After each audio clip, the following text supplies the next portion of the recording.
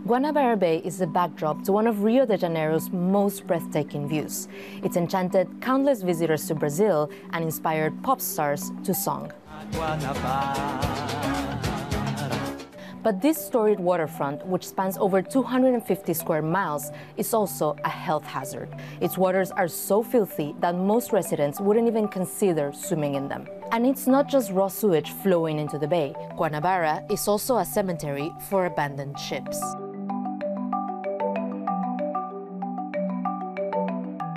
Dozens, if not hundreds of ships have been abandoned off Rio de Janeiro's coast.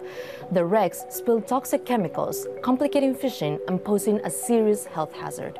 Most of the wrecks are concentrated in the São Lourenço Canal, right across the bay from Rio. Brazil's Navy says there are some 51 abandoned and capsized boats in the bay, but activists claim the number is likely higher. For activists and locals, these boats are evidence of the increasing pollution of Guanabara Bay and authorities' broken promises to clean it.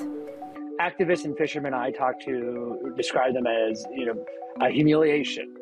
There's a sense that if authorities won't clean up the ships, what do they have to say for all the other trash and sewage flowing into the bay? Fishermen say it complicates their routes, but really, more than just an eyesore, it really is evidence of how bad this problem of the bay is getting. Garbage and sewage flood into the bay from the surrounding cities, which are home to around 11 million people.